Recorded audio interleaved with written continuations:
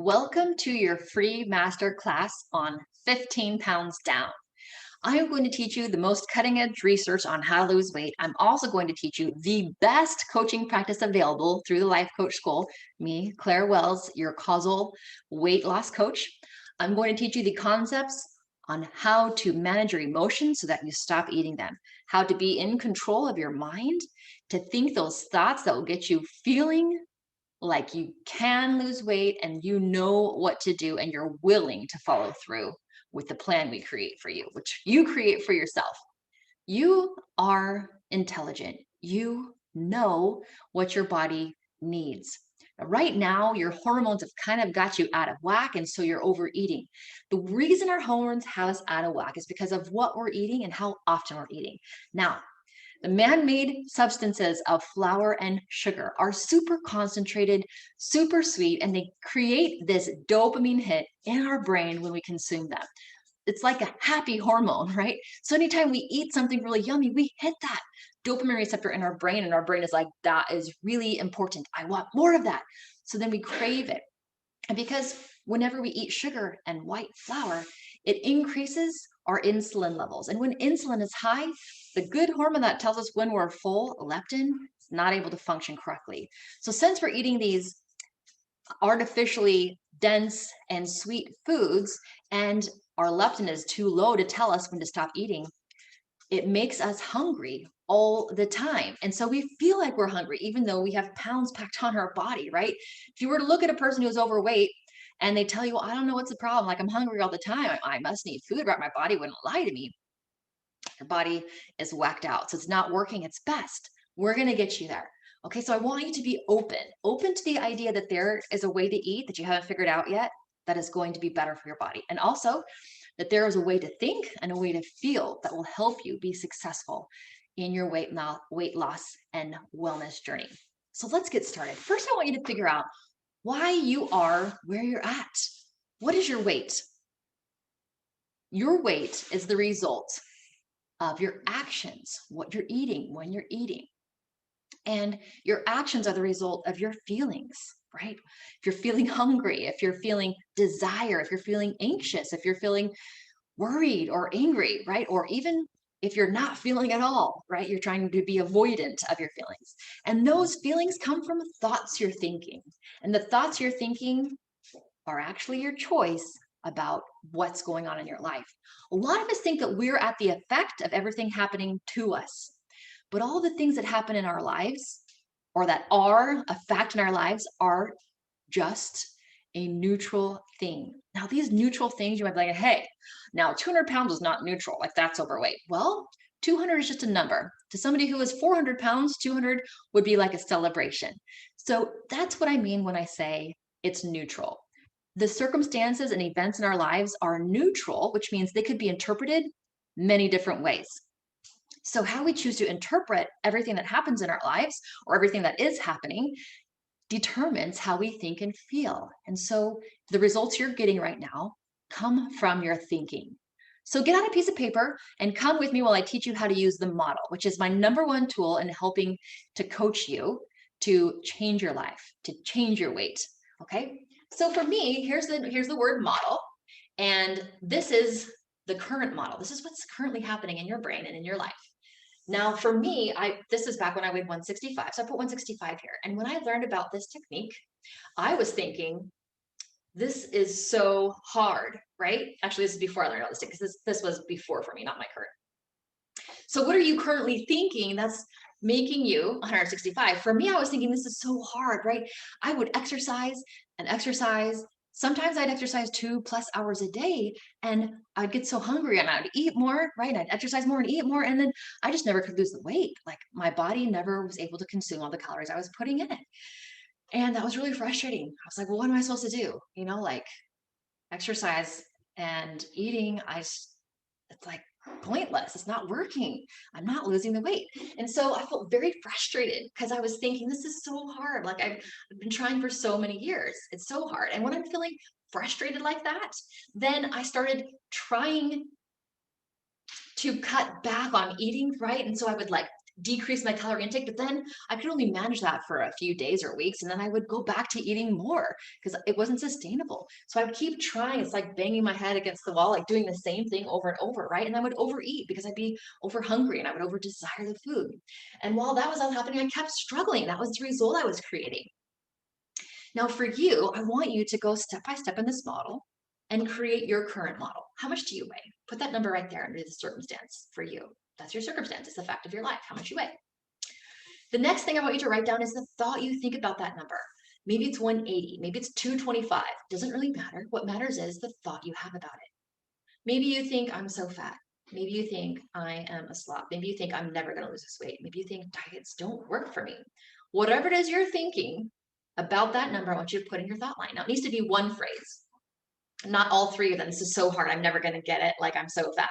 Just one, because each small phrase creates a different emotion for us. So pick one, write it down on the thought line, your thought line in your journal. Now, next, I want you to write your feeling. Your feeling is one word, and it's the feeling you feel when you think that thought. For me, when I think this is so hard, I want you to close your eyes and just breathe and kind of get in tune with what it feels like when you think your thought. Okay, one word, write that down in the feelings line. Now, the actions. Every action we take in our life comes from a feeling. Feelings drive all of our human actions. Okay, so what are the actions you do? Do you eat more? Do you just give up, throw your hands up and, just binge? Do you just sit on the couch and watch Netflix because you're never going to get there? What are you doing? What are you doing that's keeping you at 165? Are you sometimes doing really good when you're cutting back, but then like your willpower gives out and then you binge? What's happening with you? Put all your actions there. Now the result, this is the important line. The result is going to be a reflection of your thought because our thoughts create our results. So here for me, my thought was, this is so hard. And then what happened is that I kept struggling. I actually made it harder on myself because I kept doing the same thing, thinking I'd get something different, right? So this is so hard led to me making it harder on myself. So whatever your thought is, that will be reflected in your result. So make sure that those two can kind of tag team. They kind of are saying the same thing. So that's where you're at. That's why you're here, because you don't want to be 165 anymore. It doesn't feel good in your body. You feel like you have a different body than the one you actually are living in, right? And you do, and you can get there. You can be 15 pounds down with this process. So I want you to take another spot on that paper, and we're going to create the model that you want to begin to live by. This is the new model. Now, remember, I said our results in our lives, our truths in our lives are created from our own thinking. Okay, we create the truth in our mind by the thoughts we think. So if you want to go from 165 to 150 with my 15-pound down program that you're going to learn about these next 3 videos, what do you have to think to get you in that place for being open to this process, to being motivated to even try it? I tried this thought on. So I'm still 165, right? Because this is like right when you first start the program. But now, instead of thinking this is so hard, you think something like, maybe this will work for me. And when you think that thought, maybe this will work for me, I feel a little hopeful, a little tinge of like, maybe, could it be, possibly, right? So now that puts me in a place of hopefulness. And when I'm feeling hopeful, guess what I do? I try new things. I do all this stuff Coach Claire teaches me. I follow the protocol I set for myself. And I do thought work and feeling work so that I'm doing the emotional component of this weight loss work. And when I do those things, guess what the result is? I lose weight, which goes back to prove my thought. Maybe this will work. You do the stuff and you show yourself that it does work. So this is how we create the new goals we have for ourselves, is by putting the goal we have, right, losing weight, particularly 15 pounds, becoming 15 pounds down. We put that in the result line and then we work backwards. What would we have to do to lose weight? Well, for our program right now, we'd have to do the things you're learning. You'd have to follow your protocol, the food protocol you create for yourself, your food plan. You'd have to do the thought and feeling work like I'm teaching you, so that you were not only working on your food, but you're working on your emotions. Those two things are combined. And then in order to do that work, take those actions, you have to be feeling something positive, like motivated or hopeful Or even curious would be better than like frustrated, right? If you're curious, maybe I'm going to try this, even that would move you to take more action than just feeling frustrated and annoyed and hopeless would. Okay, so maybe you like that thought. Maybe this will work. Possibly trying this other thought. Maybe I've been doing it wrong. I mean, it's possible, right? Even though you've been working on weight loss your entire life, it's possible that you've been doing it wrong for your body and for your mind. And what if you thought something else like, I'm going to find out. I want to find out if this is real. Does this work? Can I get 15 pounds down? I'm going to test this, right? And so then you're like, challenge accepted, right? You're motivated to find out if it will work.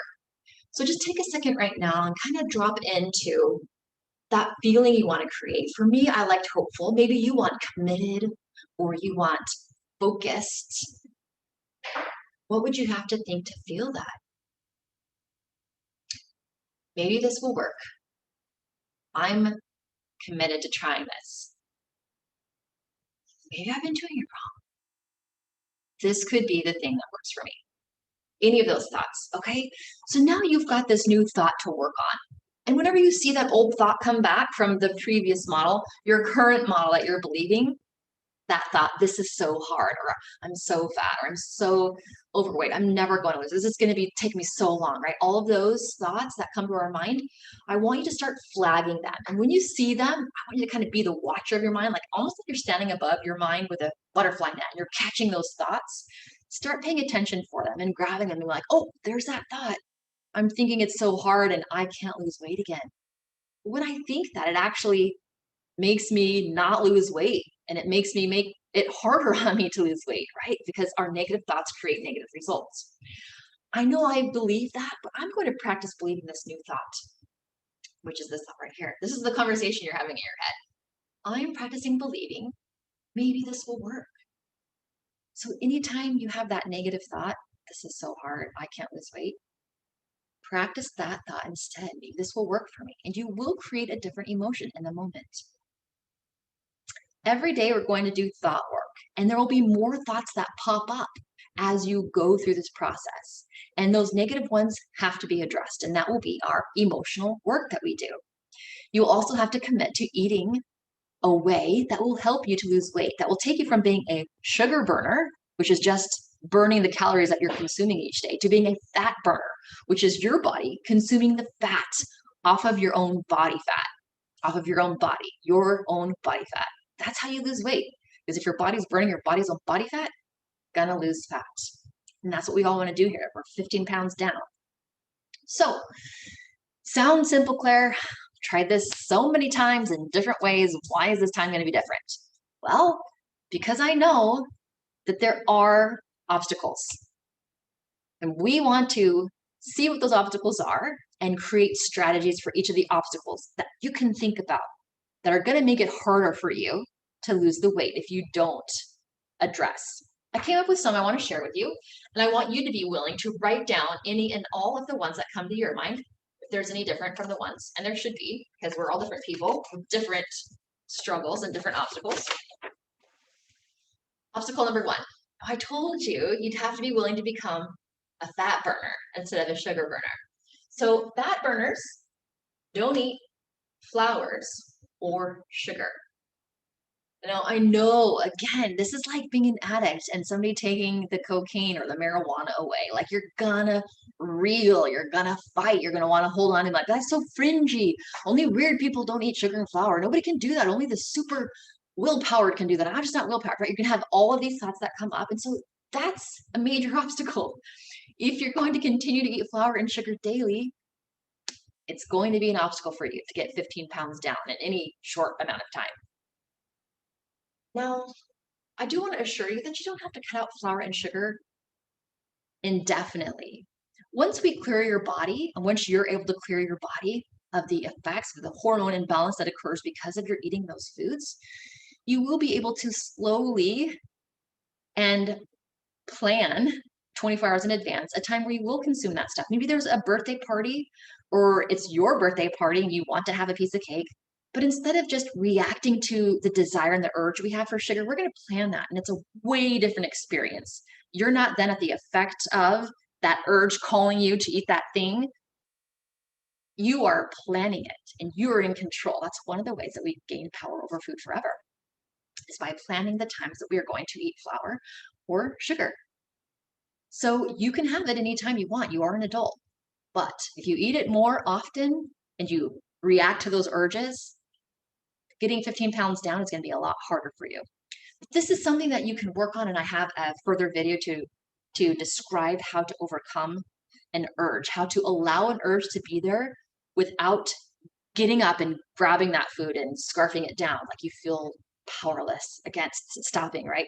I teach you how to sit there, allow that feeling to be there, and not reacting like it's a fire alarm, right? Just letting it be there and knowing it's okay. Totally normal. That's how you go through withdrawals. It's uncomfortable, but it's not going to kill you. And it's not deprivation. It's you actually gaining control back over your life. Okay.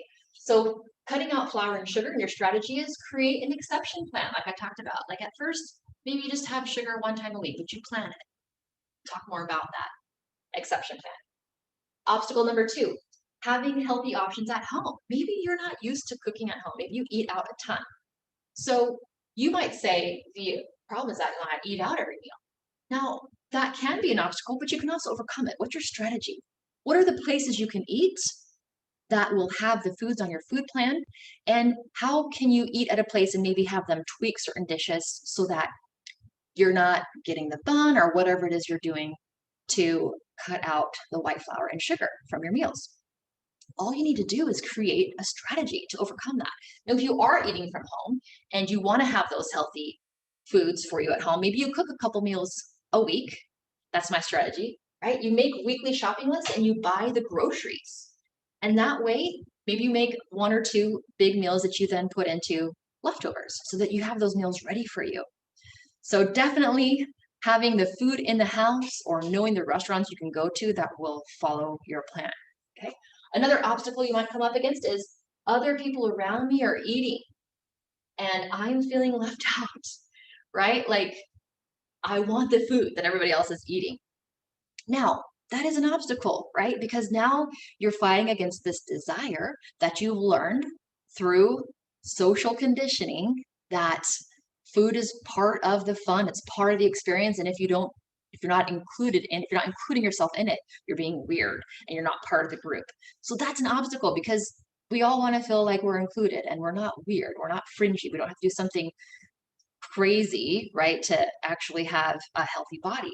So you're going to think this is weird. Nobody else is doing this. Everybody else is eating cake. Why can't I? So you have to prepare for this experience. You have to make a plan for what you're going to do when this happens unexpectedly or when this happens and you know it's going to happen. So maybe you take along a piece of fruit. You grab, your bag of grapes and you're like, I'm good. I've got my grapes. Right? And you got to coach yourself through that. This isn't weird. This is me being an adult, being mature and taking control over my life, my body. So you're going to kind of see yourself in that situation. You're going to come up with a strategy so that you don't get stuck, making a choice that you don't want to make in the moment. Later, you would possibly regret. Now, it's okay. If you do mess up, what I want to tell you is not to judge yourself. You might regret for a minute, but then realize, look, this is new. This is you learning, and you learning means falling down. When you were a kid learning how to walk, you didn't just get up and start walking. You fell. So you're going to fall too. So when you do fall, don't excuse yourself beforehand and be like, oh, I know I'm going to fall. It's okay, right? Try to become aware and be like, oh, this is me negotiating with myself, telling myself it's going to be okay. But if you do, give in at the time or feel like you mess up or make a mistake, just acknowledging, be like, okay, what was I thinking when I made that mistake? Like, I'll have you do this too, is write down when you do make mistakes. What was the immediate thought you had before you ate off of your food plan?